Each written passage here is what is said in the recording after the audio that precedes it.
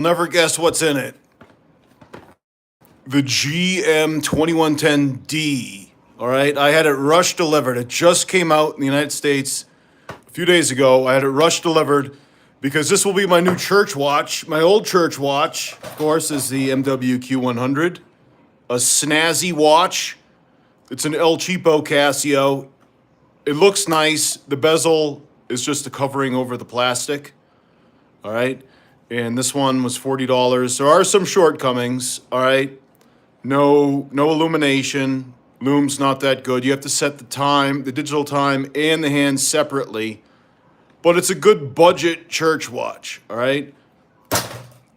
Well, the GM 2110D kind of falls in between in price, between an El Cheapo Casio and the GM 2100, which is, you know, like we looked at in the last show, it's like $500, right? Anyways, let's take a look at this one.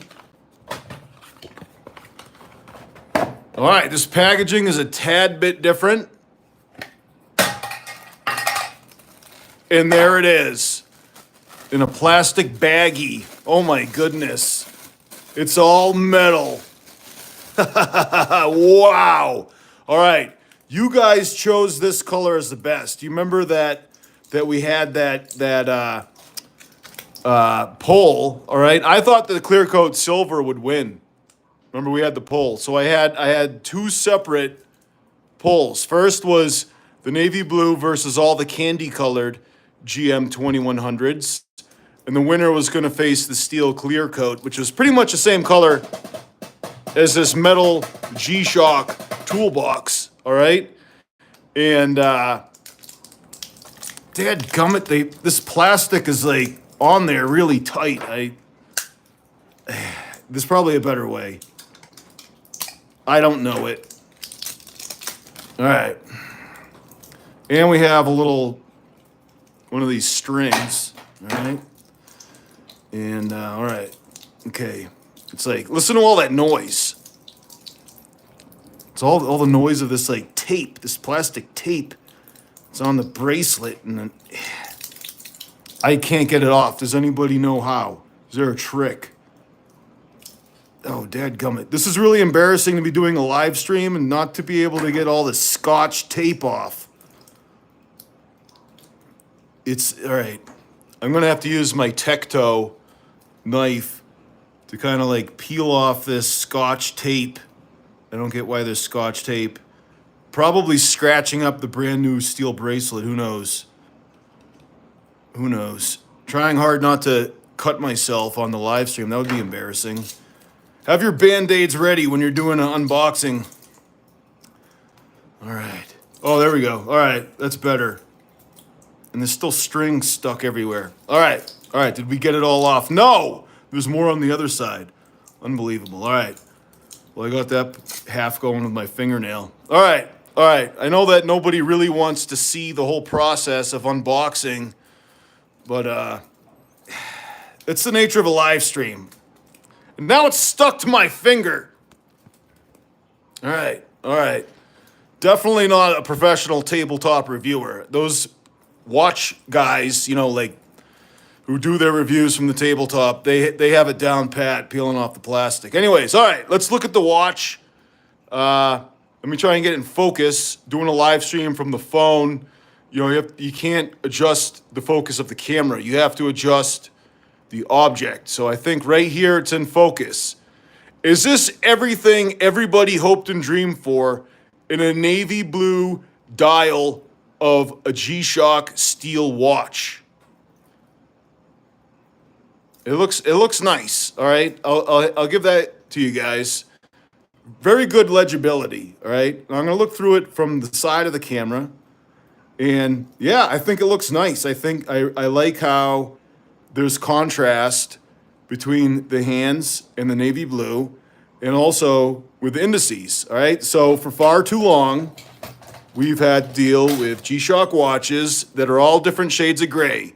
Or in the case of the GAB 2100 CT, it's like different shades of mushroom gravy. That's what I call this color. And also I have at the GA-2100. Let me find it. Where'd it go? I was actually wearing it earlier today. So maybe, oh, here it is. Okay. This is the GA-2100 CT. Different shades of black. So you can see the dial's black, the indices are black, and the hands are light black. That's what G-Shock loves to do. I make a YouTube channel complaining about this. You guys jump in the comments, complain about it too. G-Shock listens, and now they're making watches with better legibility. So good job. This is a victory for all of us. And let me see who's checking in. All right, Luigi Rofat. How's it going, buddy? Ralph Reinhardt. He's checking in. Steel-plated resin or solid steel case? That is a very good question, Mr. Reinhardt. Let's turn it around and look. Plastic. All right, the case is plastic. So Ralph Reinhardt wanted to know what the case is made out of, all right? This is a $300 watch. The case is plastic. You got plastic wings on it too, all right? And the black back plate it's screwed in the four corners, all right? So it's a lot like just a regular GA-2100, but see how this has a plastic bezel, right? Like if you take off those screws, you could take off this mushroom gravy plastic bezel, right? Well, this one has a metal bezel screwed into it, right? So this one's $300. It's cheaper than the Casio that has the metal case. That's how they save the money, is that you're dealing with plastic and you're saving, $200 pretty much. All right. And yes, this is my new church watch. Thanks for asking, Luigi. The old church watch is the MWQ100, which, where is it? Can't find it. It got lost in the shuffle. There it is. All right. Now this one is the same thing. It's plastic case, metal bezel. All right. Actually, wow, look at this. The G-Shock's smaller than the El Cheapo Casio. Would not expect that, but lo and behold, that is exactly what has happened. Von Krull says, I'd prefer to get a GA-2100 and a steel case / bracelet mod kit for it. Yes, that is definitely an option. I guess, where would you get that mod case? Probably AliExpress, right? And so what you do is just get a regular old G-Shock watch, the G-Shock 2100, and take off the bezel and take off the regular resin band, and then slap on your metal modification case. That's definitely an option. It's not one that I've tried, although I saw that they make one for the King, and I was thinking about putting a steel mod on a King. Would that be outrageous? That would be funny. Dave Kim says it's a beautiful GM-2110D. Yeah, I think so. I think it's pretty nice. Let's try it on though. Let's see if it even fits. All right, yeah. I don't need to adjust the links. Don't anybody ask me how to adjust the links or take any out, because I'm not going to be taking out any links. I'm just going to put it right on. All right, it wobbles around. I'm not used to like a heavy steel watch, but it's flopping around a little bit. I guess, who is it who said he needed to feel the steel? Who said that? Someone said that in the comments the other day. We're talking about that ProMaster land. You have to feel the steel. But there are I think there are a few small adjustments you can make on the, what do you call this thing? The clasp. So maybe I could bring it in, but as of now, yes, a victory for big wristers. All right, guys, out of the box, this will fit a big wrister. I guess it goes out to 8.5 inches on wrist circumference. So if you have a big wrister, you can get the steel braceleted G-Shocks out to, we'll say 8.5 inches, right? And then if you had a smaller wrist, an 8.5, You could take out links and go down from there. You can make a micro adjustment by pushing the pins in right here, and you have some small adjustments you can make right there. All right. So Dave Kim says, thanks to your reviews. I ended up getting GW-9500 and GW-9400. All right. Congratulations on your purchase of a supremely rugged G-Shock watch, the GW-9500, Mr. Kim. That's a good one. And so many people have been asking me about the 9400. I went and got one, all right? I know, it's outrageous. The war chest is totally depleted now. The war chest is like 0 because I bought this, it was on sale. This is a yellow, or excuse me, the DeWalt accented Rangeman. We'll unbox it another time. So many people are asking me to compare it to the new Rangeman and this Mudman that as soon as I got some coin in the war chest, I purchased that one. And then no sooner had I purchased that Rangeman that G-Shock dropped this, the GM-2110D. And so, yeah, I had to pull the trigger. And, you know, this bracelet, all right, so just off the top of my head, comparing it to the other steel braceleted G-Steel watches, there's no, like, dots down the side of the steel bracelet. If you look on, you know, like a classic G-Shock watch, like the Square or whatever. Let me find this 6900. I have the NASA one somewhere in here. Where'd it go? Where'd it go? Here it is. All right. See how there's like 2 dots? So on the GM-2100, there's dots all the way down. I don't know if it goes all the way to the clasp, but there's dots on the side. This, the GM-2110 does not have dots.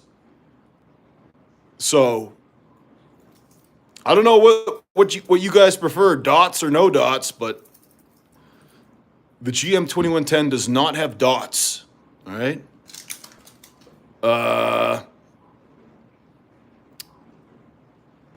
Yes, I'm breaking the bank.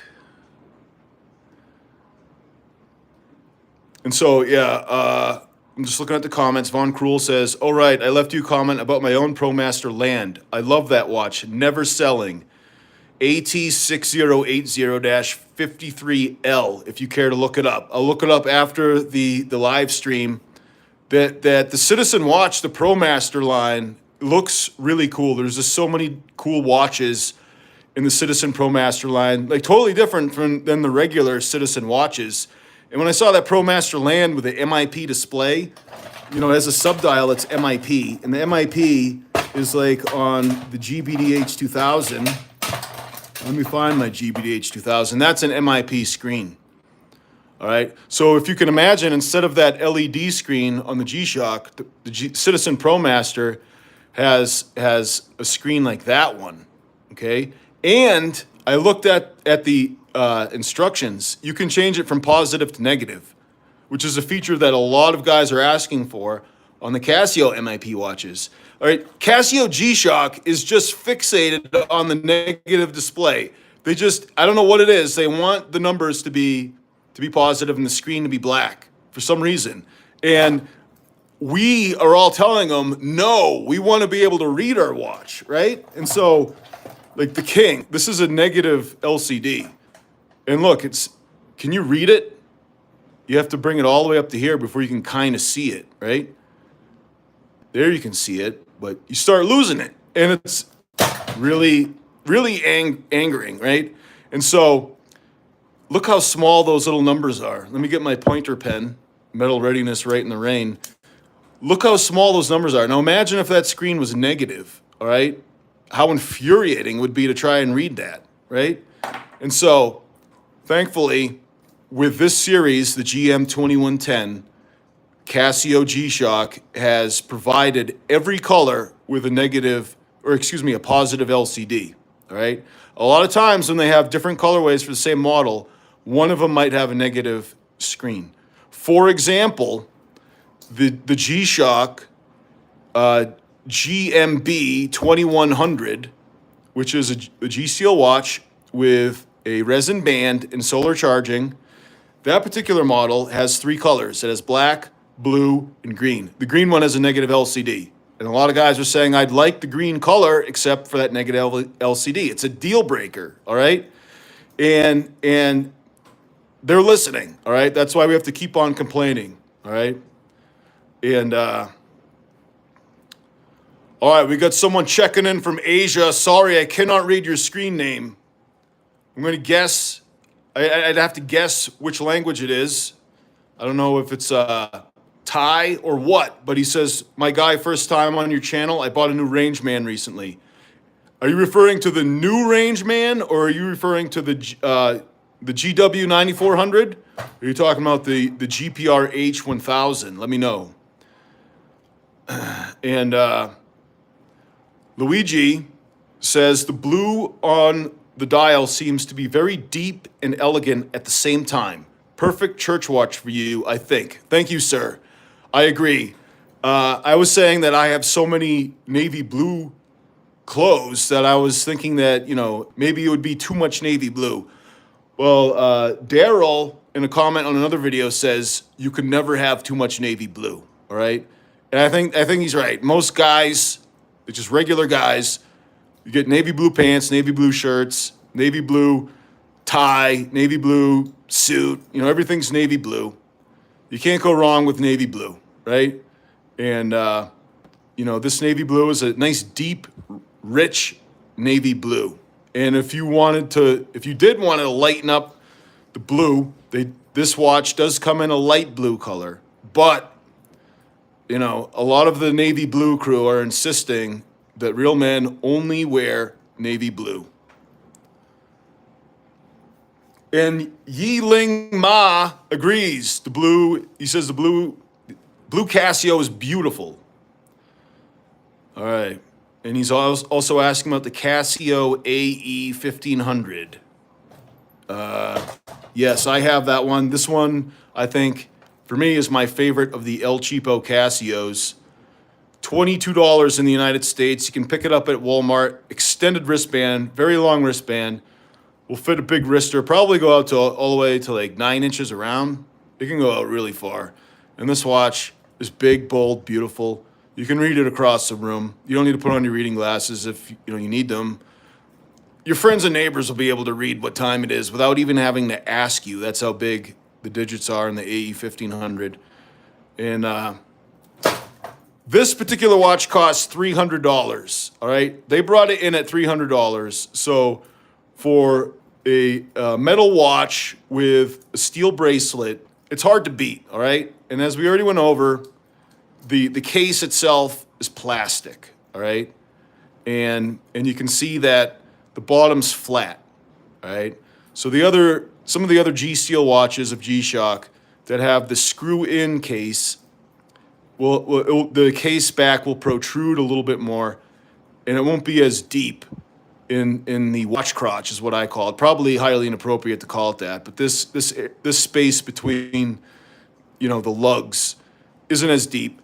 And I think that if you have like a really wide wrist, it's better to have a watch that's not as deep, but like a watch that is as deep might work a little bit better. I'm just guessing here. It might be a little bit better for a small wrister because it allows that downward articulation of the band. That's just conjecture on my part. Ralph Reinhardt says he got an AE 1500 from my recommendation. And he says, thanks for the review. And to you, Mr. Reinhardt, I say, you are welcome. I hope you enjoy the AE 1500. It's like, I'm really big on the durability. I'm big on how tough a watch is, especially in the band. Is the band going to pop off? And there is a limitation to the AE 1500. Let's not exaggerate the durability of the AE 1500. It is an El Cheapo Casio. It does have a breaking point. My buddy Will wears his, and he works in coil tubing in the oil field, and his has battle scars all over. And it's scratched up. It's ready to break, but it's still going. Okay, so for $22, you really can't go wrong. It's a good one to have. just as a backup watch or a beater watch. You know, if you have a nice watch for church or for work, if you work in an office or whatever, and you get home and you need to mow the lawn, you just throw on the AE 1500 to do yard work. It's good for that, all right? Now, if you wanted the ultimate in durability, my tests have all pointed to the GW-9500, which is not a pretty watch at all. This is ugly and weird looking. Someone said it looked like a portal to a Stargate. Like you're gonna jump in it and go to another dimension. It is really weird looking, okay? But it's a form follows function, all right? That's how the 9500 is. G-Shock in Espanol just checked in. Hello, sir. How are you? Glad to see you here. Andrew Anderson. I asked about right wristers and Frogman in the past. I'll let you know. Just ordered mine from Japan today. All right. Yes. I do not have a Frogman. You can look inside the G-Shock toolbox. I do not have a Frogman. All right. Andrew Anderson wears his watch on his right wrist, so he's a right wrister. And the Frogman is off center. Almost all watches, are centered. The Frogman is off centered, meaning most of the mass of the watch is pushed to the left side. So Andrew Anderson is going to buy the watch and then determine if he can wear it on his right wrist. And so that's going to be that's a huge gamble. I hope it works out for you, sir. Let us know if it does or not, and also which Frogman you got, because there's a whole bunch of them. The one that I've been looking at that recent release with the really thick FKM band and like the domed crystal and the analog watch hands. I forget the exact model number, but it's like $5,000. And I've been looking at it because, you start looking at a watch like that too long, it's like you start thinking about it too much, and then you keep on watching it, and it's $5,000. That's more than I paid for my Ford F-150. Tyson asks what you recommend between GA-2110 and the GA-120. There's neither of them really fit me that well, so I haven't worn them. I tried them on. There's very subtle differences between the two. I like a nice clean design, and so I kind of prefer the 2110. I think that the 2120 has a little bit superfluous decorations, but it's those two watches are very, very similar. Okay, they're coming out soon with a new watch that is along the lines of the GA-2110, and it should be coming out anytime soon. And that particular watch is the GA-010, okay? It's part of Casio G-Shock's new rugged basic design. And that particular one is more like the GA-110 than it is the GA-120, because the GD-010 is, GA-2110, not GA-21. Yes, the GA-110 is like, it's a big, thick watch. I know which one you're referring to. It's a big, thick watch. I don't have any of them like it. But the GA-110, yeah. All right. Listen, there's a new one coming out that's a lot like that one. And it is, like I said, it is the GA-010. So you might want to look at that online and see if that's more to your liking. It has some updates over the GA-110, all right? But it's still a very basic watch. All right, Luigi's taken off, and thanks for checking in, Luigi. Thanks for the comments. We'll talk to you later. Yes, it's very confusing with all of these model numbers. I'm sorry if I've confused some of you guys, but the point is that Tyson was asking about the GA-110 versus the GA-120, and I have not worn either of them. Like I said, they don't fit well for me. Even though they're big watches, the bands aren't that long, and so I never purchased one. But they are very thick. All right.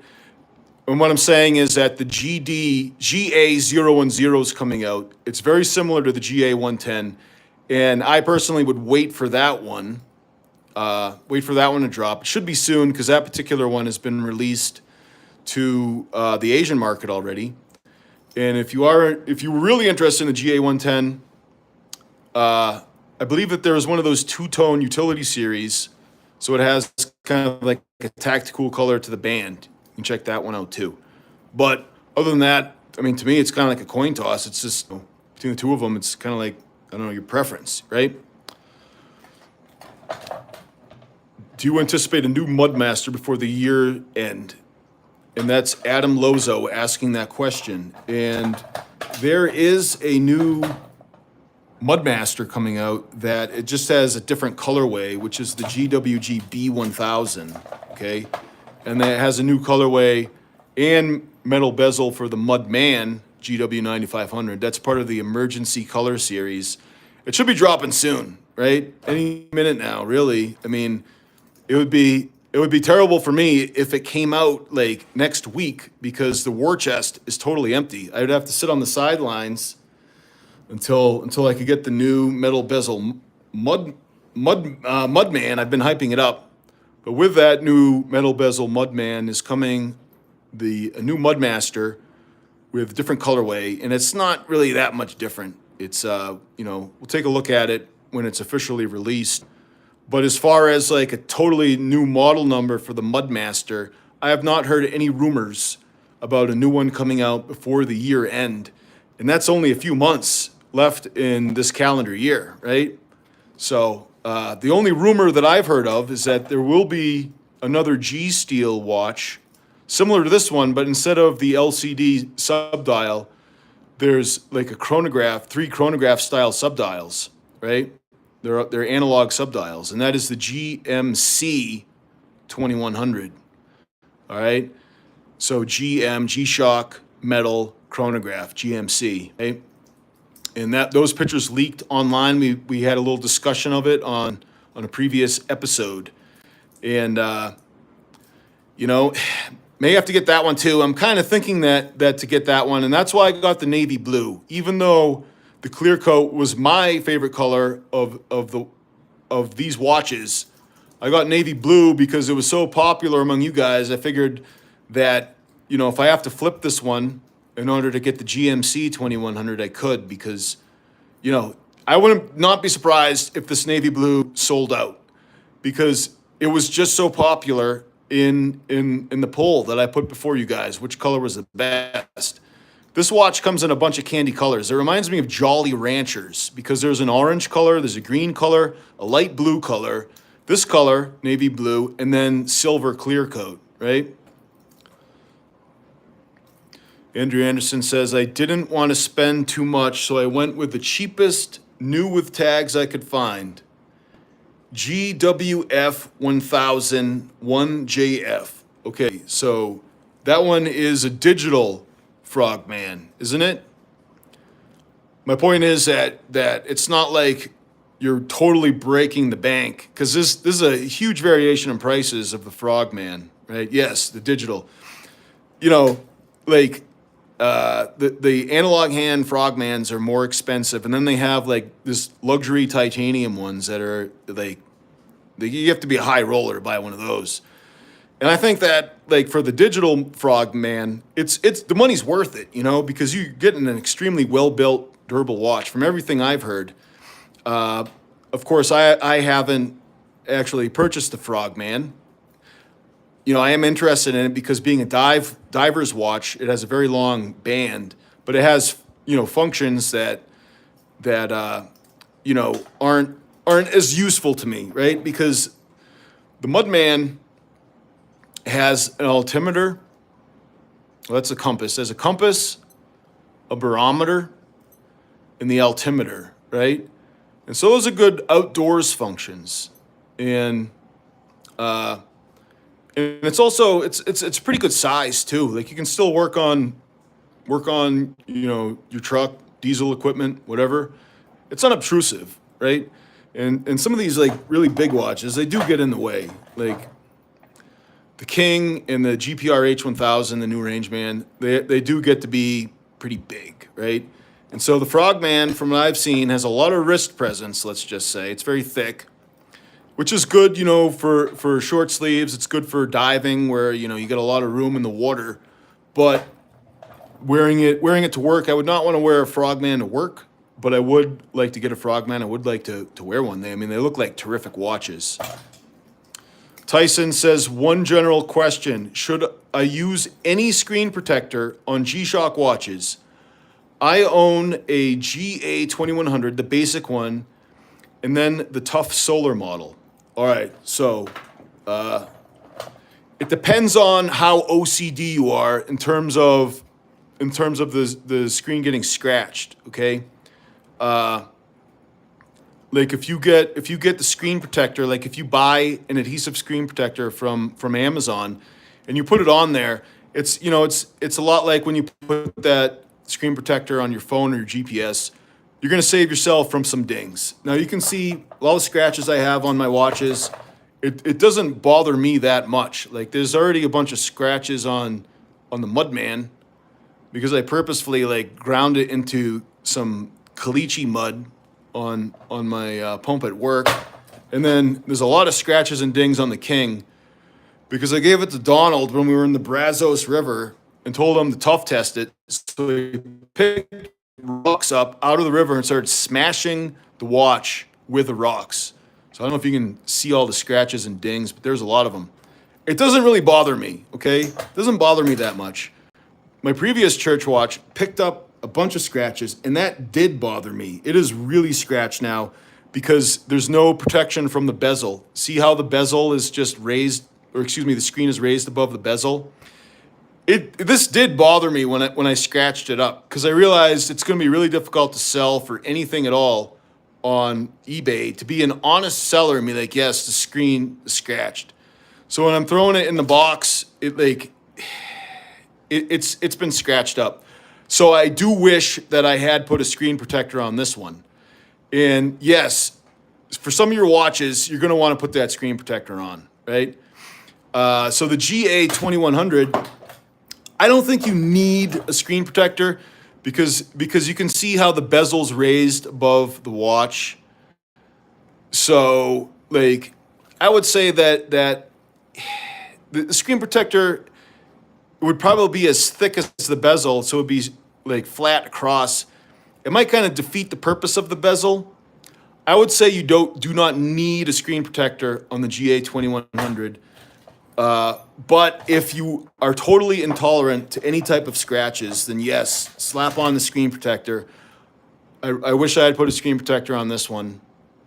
Don't make the mistake that I did. Look how scratched up this is. If I get it in the light right and get it kind of to focus, I scratched the dickens out of this one.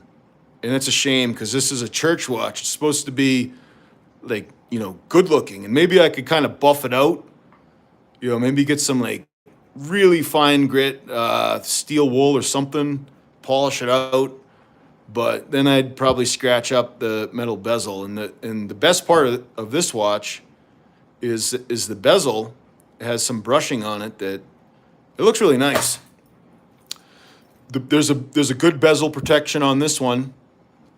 The GM-2110. And Denise has a G Steel watch. She's wearing it right now, and she's at a football game for my two junior high sons.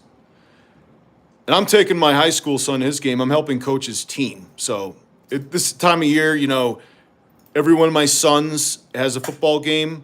My daughters have cheer, and a lot of the games are in different spots. So a lot of logistics. That's football season in the Kincaid house. XST says Casio needs to put sapphire displays in their watches and flashlights. Rangeman/Mudman series has potential to compete with Garmin Fenix 8. Yes, a lot of people have said that they wish the Mudman had the sapphire, and the Mudman's $380. When G-Shock adds sapphire, they add a lot to the cost, and I think it's because to get a good sapphire glass, it has to be thick, and that's pretty expensive. To have a sapphire glass Like just to say, yes, this watch has sapphire, it's not that thick, and it might not meet the durability specifications of G-Shock, okay? And that's just my guess, because Casio does make some sapphire glass watches, and I looked at one last week, and that was a Casio Edifice. It's an Edifice chronograph watch. It only cost $150, and it has a sapphire glass screen. But Philip Lahell was saying it's probably a very thin sapphire glass, and it may only be like an application of sapphire over regular glass. And I can't confirm or deny that, but I think it's a good hypothesis, and we'd have to do some more research on that. But the Mudmaster, which is an analog watch in the style of this Mudman, that one does have sapphire. It's $800, okay? G-Shock watches with sapphire cost a lot. Turd Ferguson says, what's the best watch to coach a little league team with? All right, I was hoping Turd Ferguson wouldn't show up today. Unfortunately, he did. First of all, I don't know why he would be a coach. He's a menace in the comments. I don't know how much of a menace he is in real life. If you were coaching a team, like if I was coaching, and I am, I would want to watch like this. This is the WSB 1000, okay? Now, why would a coach want this one? It's because this stopwatch, it's a terrific stopwatch, just a basic stopwatch. It has fractions of a second. It has like lap, like you hit here it is, the lap button. There's a lot of storage for laps. And you can save this data for the stopwatch. And then it has Bluetooth connection, so you can import the data into your phone, okay? And so, I'm coaching football, all right? And we want to see, what are the athletes' 40-yard dash time? Well, if you get a hyper-advanced G-Shock watch, this is the stupidest thing, and this is so infuriating. Here's the GBH2000. All right, let me get it out of power saving mode, and I'll show you that. You go to the stopwatch here, and say you want to time the 40-yard dash for your athletes. All right, you hit start. It only counts the seconds. And so then you stop it, all right? 5 seconds. People ask, why do you need fractions of a second? Well, you need fractions of a second in the 40-yard dash time, or else all your athletes are going to be 5 or 6 seconds, and maybe the faster ones will be 4 seconds. And if they get 4 seconds, they're going straight to the NFL because that's fast, right? So this stopwatch, it does have, fractions of a second and a lot of functionality in terms of saving the data. Now, you don't time the 40-yard dash every day in practice, but I'm trying to get the quarterback to throw the ball as quick as he can because I want to implement a quick pass set, the quick pass. A lot of bubble screens, a lot of what I call quick screens. There's no corner over the wide receiver. All right, call an audible. That guy's just going to turn around as soon as the ball snapped and catch the ball. So we want the ball to be thrown, within 3 seconds of a snap, right? And so I want to be able to time that, right? And this watch is a Casio watch, the WSB 1000, similar to the GBD 500.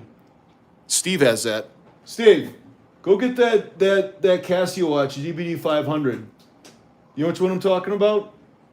Can you bring it over here? It's funny. It's a lot like this one, but it's a G-Shock.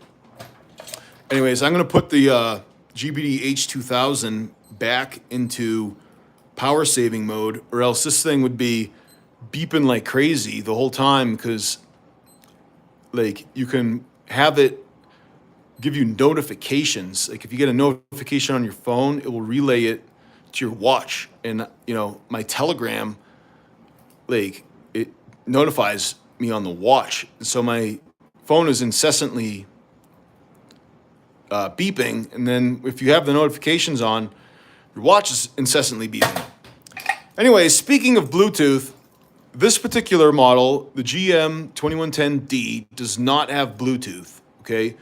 This is just the basic GA-2100 watch with a metal cover, right? The bezel's metal, the bracelet's metal, but the watch itself is plastic, right? It's just dressed up a little bit. No solar charging, all right? So eventually we'll have to charge a battery, okay? But what I like about the basic GA-2100 series is that the subdial shows you the day of the week, right? So if you look on the LCD subdial, you have the date, right? Let me get the pointer pen so that my fat fingers aren't in the way. You get the pointer pen, and I'm pointing at the date, which is obviously incorrect, and then the seconds. And then so you can see the date and the day of the week at once. Now, on the Bluetooth-enabled watches of the 2100 series, the subdial is the function dial. So you have to change your subdial to see the day of the week, Friday. Hit it again. Now you see the digital time. Hit it again. Now you see the date. All right. And so there's something to be said about this. And for those of you saying, "Oh, I wish I had this watch with solar," that's it's like they just never make exactly what you want. There's always one thing off when it comes to G-Shock, right? So if you want to take this watch and add solar, like that's what the GM B2100 is, right? But as soon as they add solar, they have to add Bluetooth, and then they have to change the subdial. Why? I don't know. It's just how they do it, right? And so it's like there's two main branches of the 2100 basic Casio watch: the GM2100 and the GMB2100. All right, Ralph Reinhardt, Jim, what's your opinion of the Casio GW9400 Rangeman? Well, I just bought it. I bought it before this watch came out, and this came today. So I'll unbox it. This is the DeWalt accented one, but I'll try this one out. I have so many watches. I have a backlog of content I have to produce on them because the past week I've been wearing this one, the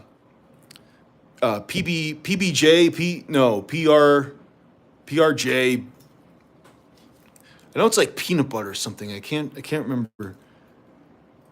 PRJ B001. This is a ProTrek, all right? So this is like ProTrek's version of the Casio G-Shock's 2100. And look at this is bigger.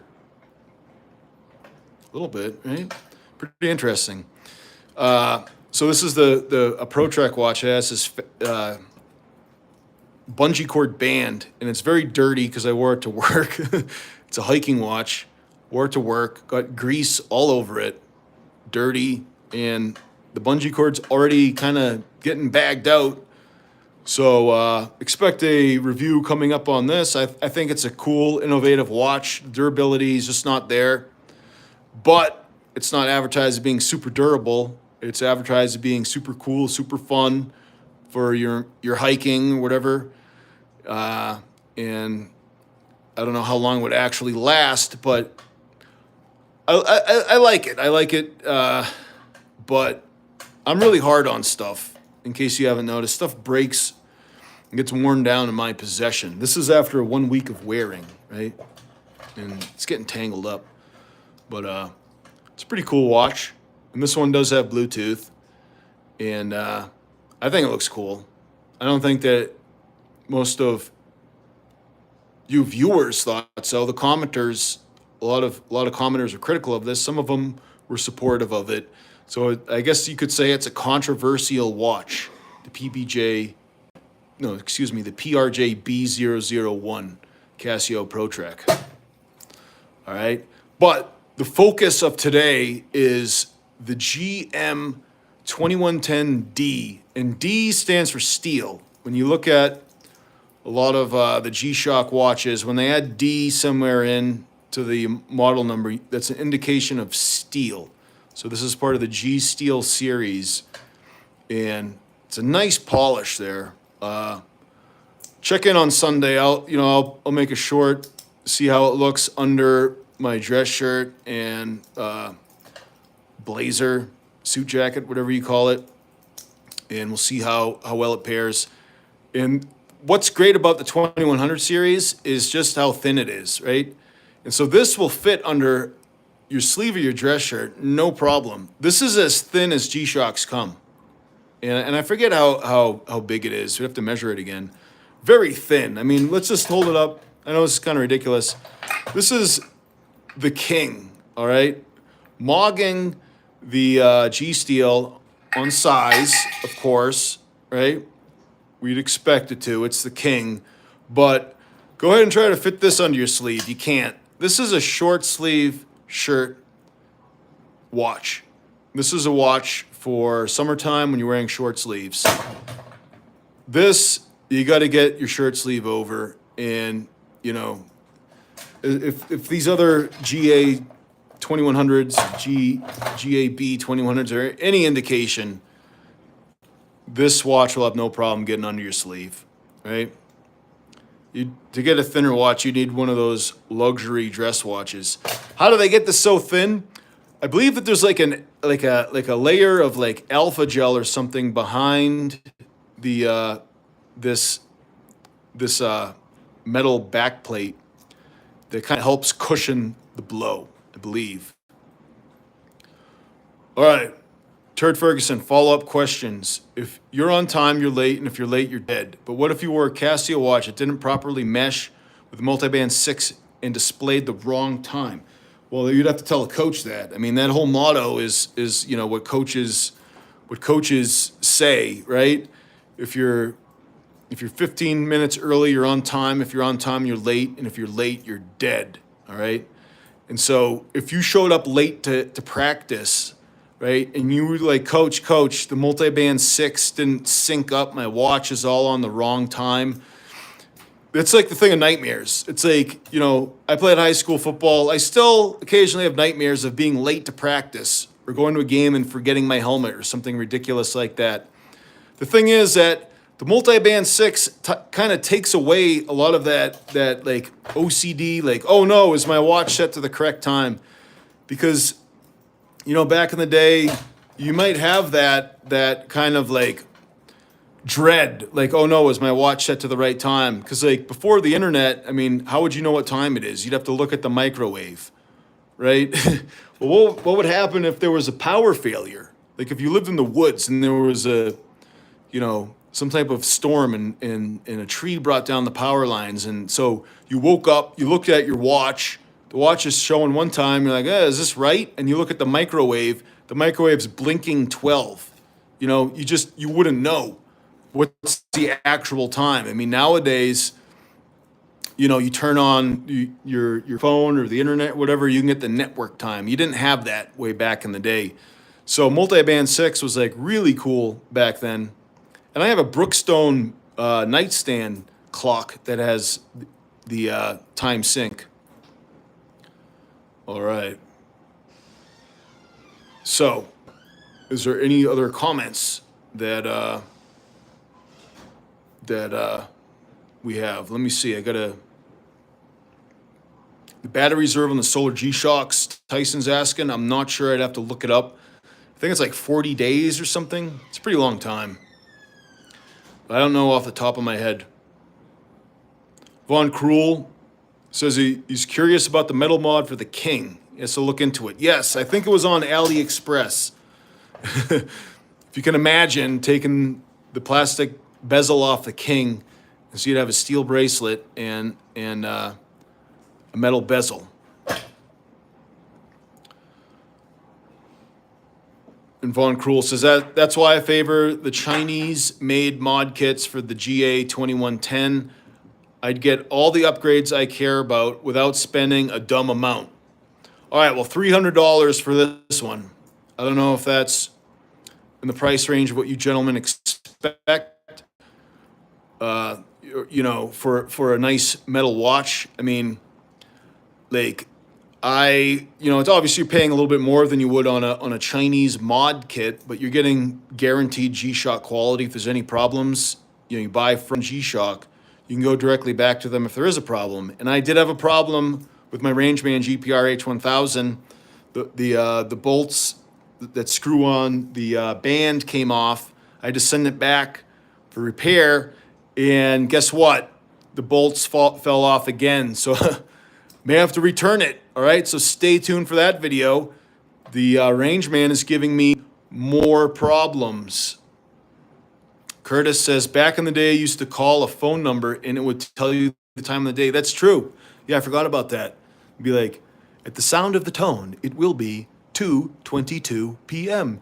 Boop. I forgot about that. That's true. That's true. Yeah, you would have to get creative. I mean, like where I live in the Boston area, you'd have to get your radio and turn on WBZ AM 1030, and you know they had 24-hour news, so they would tell you the time of the day, and they'd have like that siren blast at noon, right?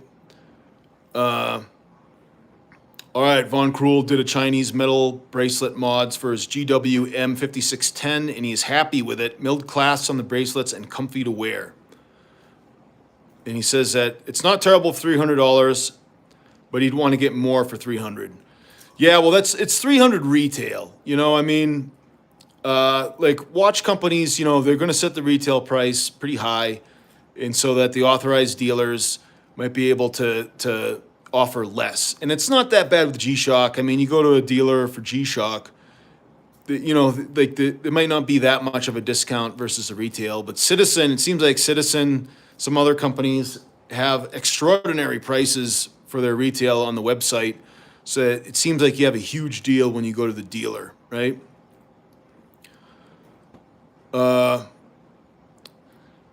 Darpesh Pawar asks, ever tried an AE 1500? It's got an amazing screen.